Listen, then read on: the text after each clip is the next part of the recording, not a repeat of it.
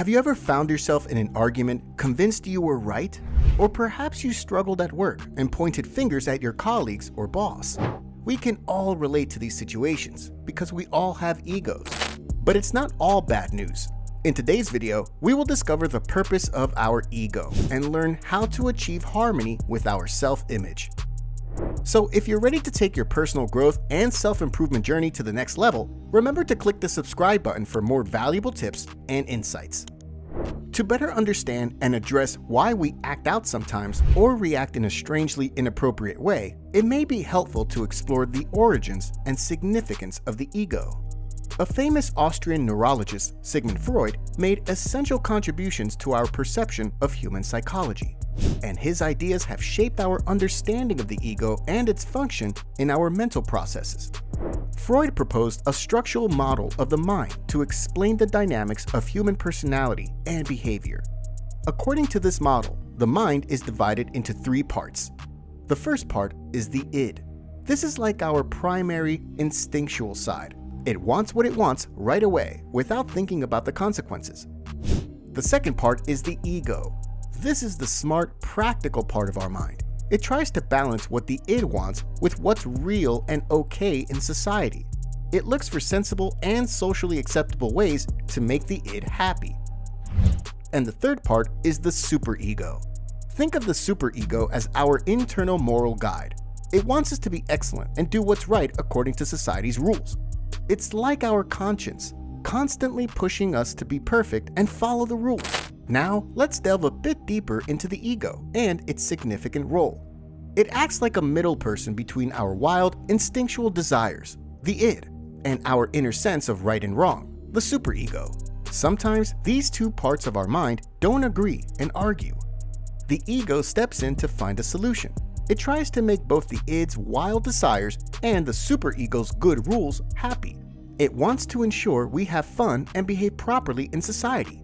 It's our decision maker. It looks at what's really happening in the world and decides if the wild wishes of the id can be done in a way that's okay in society.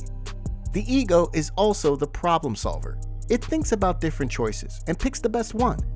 This helps us deal with issues and make good decisions, thinking about what's happening right now and what might happen later.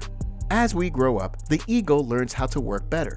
When we're kids, we know how to deal with things in a way that make us healthy grown-ups. A good ego is flexible and can handle life's problems. It helps us deal with stress, keep friends, and do well as adults. It also helps us understand who we are. It puts together our thoughts, feelings, and memories to make a picture of ourselves. When our ego is healthy, we feel good about ourselves. Our ego is super important for solving problems with others or inside ourselves. It helps us work out problems with others in a way that's okay and is vital for staying mentally healthy. But what happens when the ego is not functioning correctly? This can negatively affect our behaviors and emotions. Sometimes we may act without considering the consequences, leading to risky behaviors. A damaged ego can also make decision-making difficult, causing frustration and making it challenging to handle daily tasks. Additionally, coping with stress can be difficult, resulting in feelings of anxiety, panic attacks, and struggling to manage everyday pressures. A weak ego can also make problem-solving challenging, leaving us helpless and incapable of overcoming obstacles. As a result, we may experience low self-esteem and doubt our abilities to perform well. We may struggle to empathize and build strong connections with others. When our ego fails us, our mind uses tricks to deny or conceal the truth. These strategies can stop us from growing and understanding ourselves better. That's why it's essential to balance our self-image and remember that a troubled ego can happen for various reasons, like difficult experiences or how our brains work. Getting help from a mental health expert can be an excellent way to strengthen our ego and improve how we feel and act. Now is the time to discuss how to find our happy place and stop fighting the ego. So keep watching to learn to balance your ego, and remember to subscribe to our channel for more self-improvement tips. The first tip is to pause and consider before you respond. I'm sure every one of us reacted strongly to something and only later realized it was a bit too much. When your ego feels hurt or challenged, it's easy to get angry and do or say things you wish you hadn't. taking a moment to stop and think before reacting can be a good idea. The next advice is to appreciate what you've achieved. We all began as beginners. We had to learn a lot to become knowledgeable. Just by watching this video, you've reached a lot. So always be thankful for what you've learned, and remember that sharing your accomplishments with others is okay. Also, have you ever thought about exploring different cultures? It's a great way to gain new perspectives and balance your ego. By learning about diverse ways of living and thinking, we can avoid being too self-centered and connect better with others. It's incredible to see how different people overcome challenges and achieve success. This can help us appreciate their point of view and become more open-minded and less judgmental. Plus, many cultures value humility, a great trait to adopt. Being humble means not seeking excessive attention or validation. Learning about different cultures can help us handle success and failure more gracefully. We can celebrate our accomplishments without bragging and learn from our mistakes without self-blame. Let's delve further into the topics of bragging and complaining. Did you know that complaining can be bad for our ego? It can make us negative and self-absorbed, and bragging can give us an inflated sense of importance. When we complain, we often focus on what's wrong in our lives. This can make us think we're always the victim, which isn't good for our ego. It takes a lot of our emotional energy and can make us self-absorbed because we always think about our problems. Also, complaining can make people not want to be around us. They might think we're too negative, which can hurt our ego by making us feel lonely and frustrated.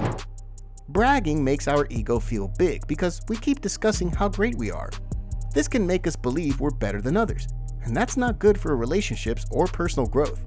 It can stop us from connecting with people because they might see us as arrogant. This hurts our ego because we might feel important on the surface but not have genuine, meaningful relationships. When we always brag, we become sensitive to criticism or envy from others. Someone saying something negative can upset us because our ego relies on others thinking we're the best. Our final advice for today is to take responsibility for your failures and learn from them. When something goes really well, like you do something great and everyone praises you, it's easy to say, "Yes, I did that." You feel proud, and that's fine.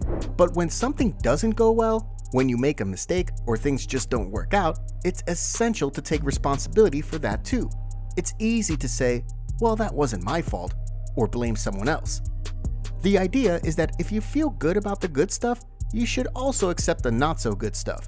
It means being fair and honest with yourself. You can grow and improve when you admit and learn from your mistakes. It's all part of being a responsible and accountable person. So whether it's success or failure, own up to it, and you'll become wiser and more robust. And don't forget to pay attention to today and remember that your journey isn't finished yet. What you do today can shape tomorrow, but you can't change what happened yesterday. Your ego doesn't get too big when you're thinking about today. Ego trips usually come from bragging about what you did in the past.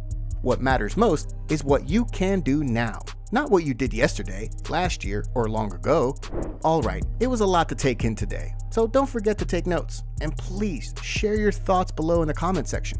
What are some ways you found to balance your ego? We would love to hear your story. And don't forget to check out our video about the flow state. Click the link in the description or the card on the screen to check it out now. Thank you for watching, and I'll see you soon.